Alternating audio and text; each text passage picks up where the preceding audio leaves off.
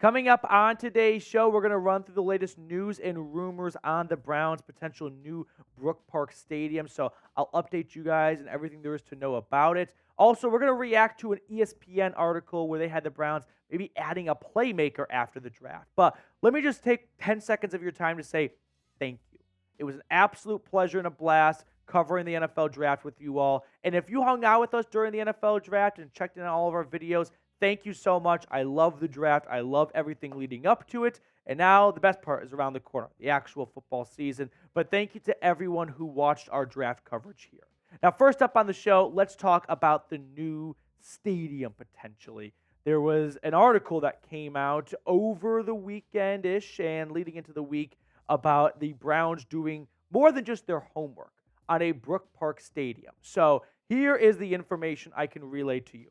Browns team representatives met with state lawmakers regarding a proposal for a new stadium in Brook Park, directly across the street from the airport, Cleveland Hopkins International.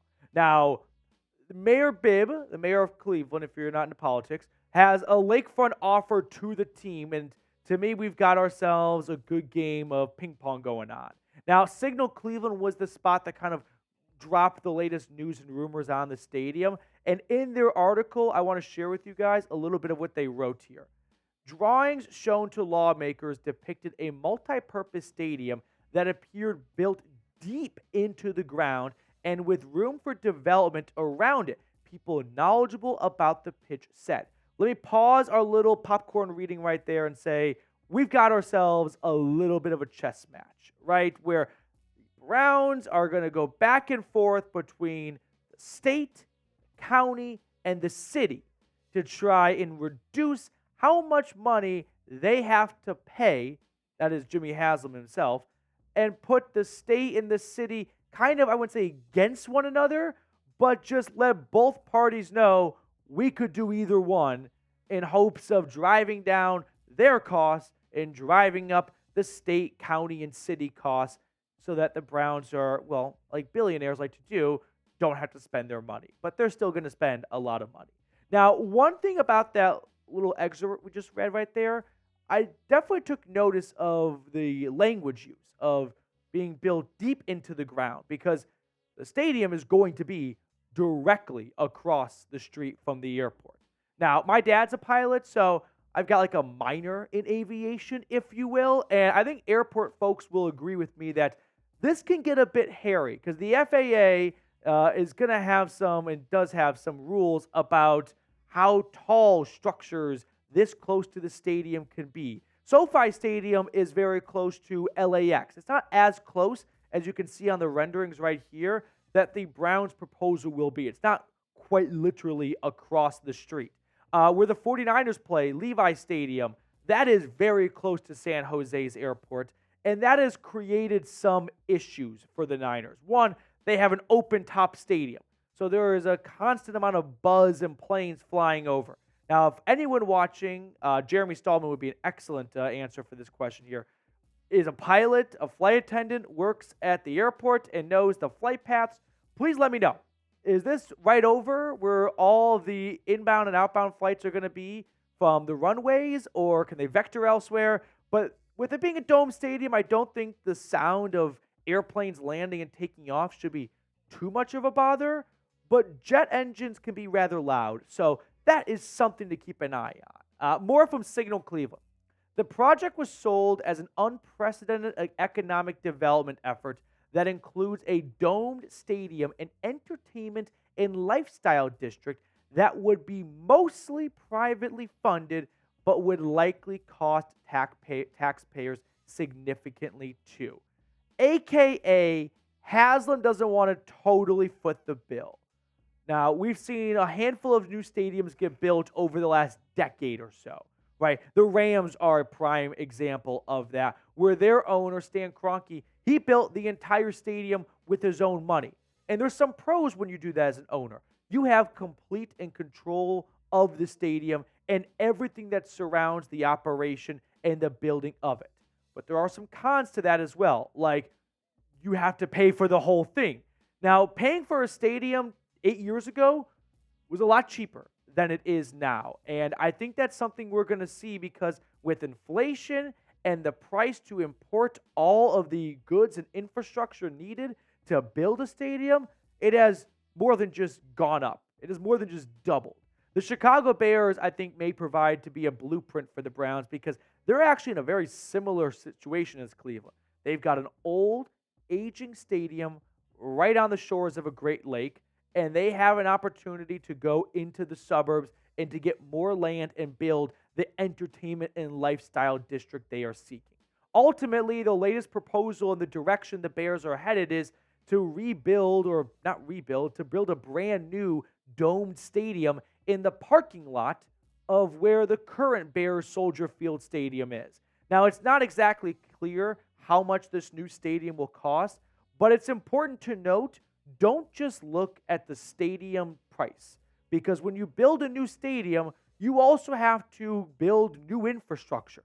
You have to build a new parking lot for that new stadium because more often than not, the old parking lot just became where the new stadium is being housed. You have to build new roads, maybe new public transportation. So the Bears' all-in cost, or the city of Chicago, the state of Illinois, the county, Cook County, is around $7 billion. And the Bears have said they're willing to chip in a little over $2 billion. So this gives you an idea of if the Haslam's are willing to put up about $2 billion of their own dollars, and the city of Cleveland's only willing to contribute, let's say, $1 billion, but the state of Ohio is willing to contribute a little bit more to get a stadium in Brook Park, well, then all of a sudden the Browns are likely to be going towards Brook Park if that means a brand new stadium compared to just a renovated stadium up against the lakefront. So where will the Browns' new stadium be? Will it be in the burbs or will it stay put downtown? I want to get your opinion down below in the comment section, so let me know. For me, I'll just say this much. Get ready to MapQuest Brook Park. My gut feeling is Jimmy and Dee Haslam want the entertainment style of the brand new stadium. And there is so much work that has to be done around the current Cleveland Browns stadium that it's more than just building a new stadium. I don't think it would be satisfactory to just completely raise that stadium to the ground, build a new one right where it is, or build it in the Muni lot and make the current stadium the next Muni lot and call it a day. They want to put bars, hotels, restaurants surrounding the stadium.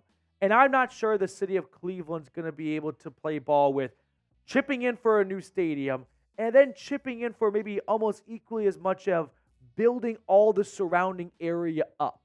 And that's a lot more feasible in Brook Park with 176 acres at your disposal. Now, up next on the show, we're going to talk about the Browns adding a playmaker potentially, as ESPN put out an article with 32 questions for all 32 teams following the NFL draft. And I want to share with you guys what the Browns' new ESPN beat reporter had to say. Goodbye, Jake Trotter. But first, I do want to tell you all about our wonderful sponsor today, which is Game Time. If you are looking to catch a playoff Cavs game, a Guardians game, or any other sporting event in your local area, download the Game Time app today and use code CHATSPORTS for $20 off your first purchase. I already put all that information in the comments and description of today's video, but if you're looking to catch a new sporting event or anything else in your local area, Game Time is the place to visit first because they're going to have the best deals on last-minute seats for the lowest price guaranteed.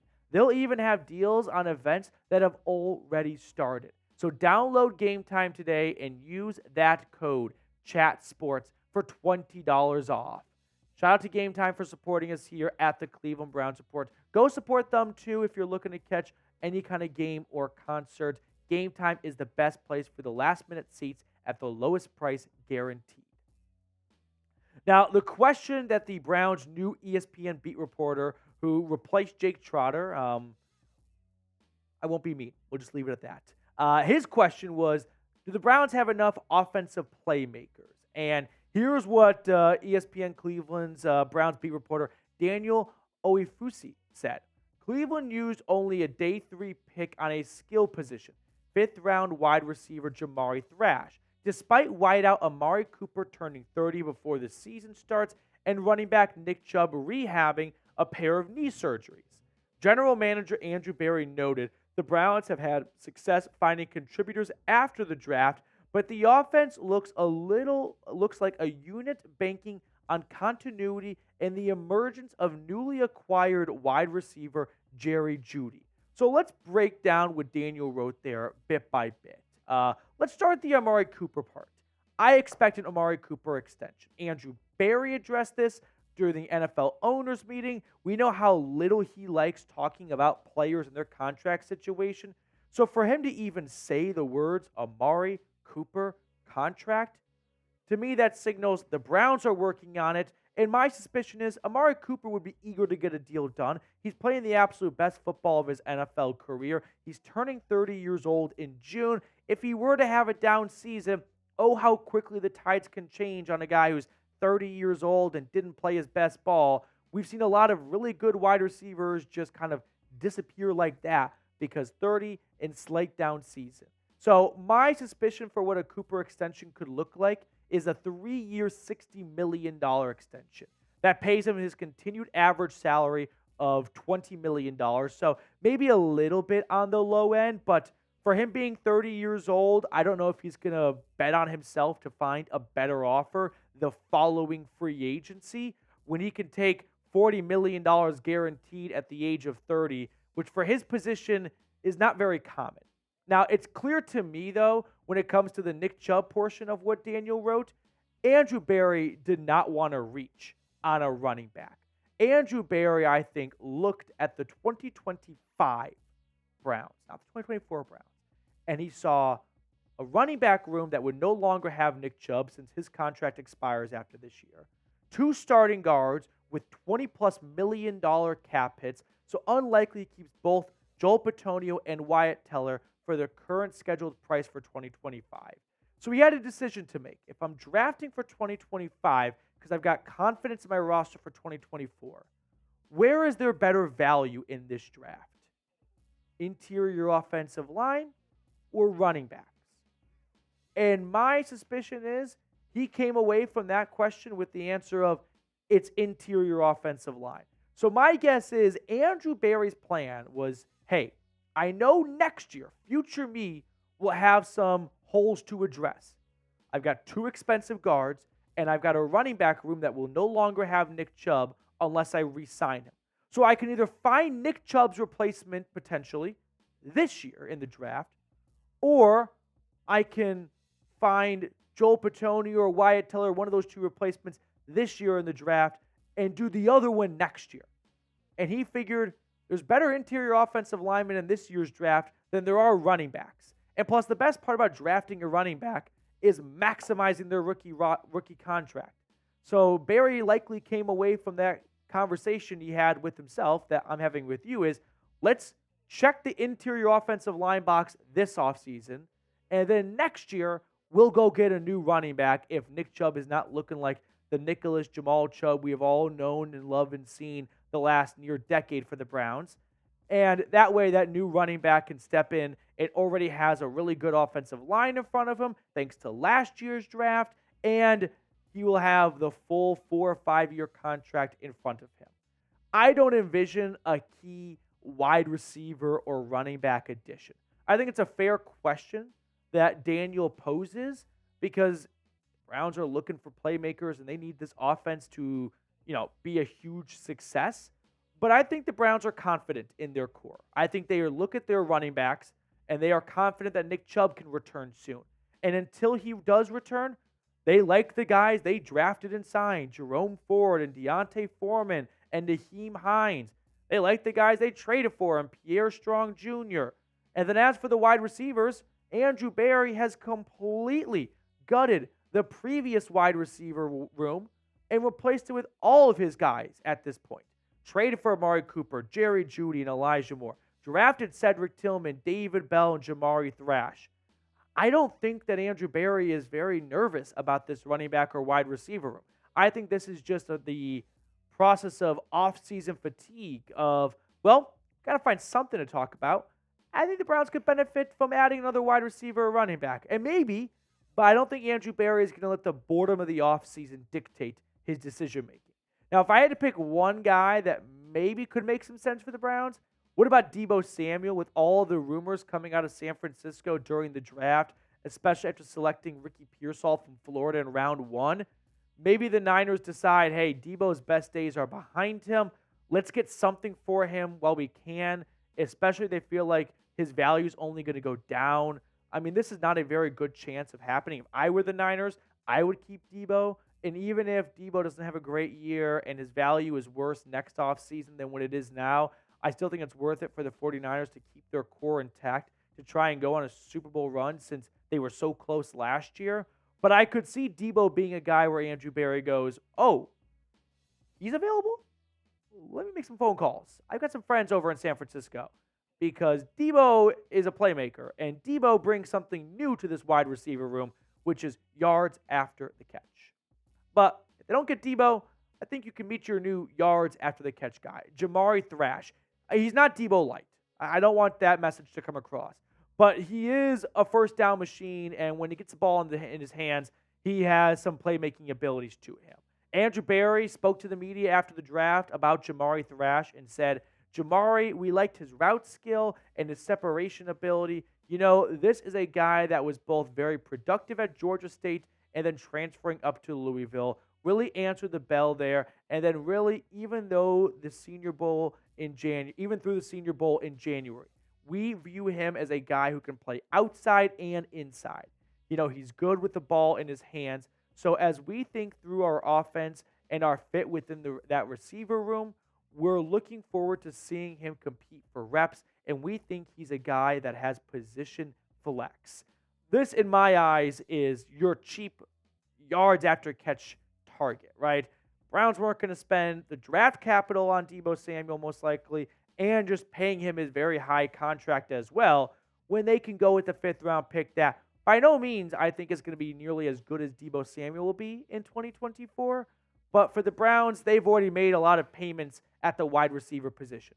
Trading and extending Jerry Jeudy, likely extending Amari Cooper. I think they're willing to just bet on some of their draft picks. But does Andrew Berry have a big move coming? Give me an A-B for yes or give me a P for pass. Let me know down below in the comment section as we bring on Trizzy Trace to pick a card to wrap up today's show. Trace, which card would you like to go with? I got really close with the 5 of spades, so I'm going to keep rolling with that. 5 of spades? I'm going to go with the 9 of clubs. Feels like a good card. Kind of like it. Not going to lie. All right, here we go. Jack of clubs. Jack of clubs. All right, that will do it for us on today's show. Thank you guys so much for coming out and hanging out with us here. If you haven't subscribed yet, please consider going ahead to do so. It really helps grow the channel. It's greatly appreciated.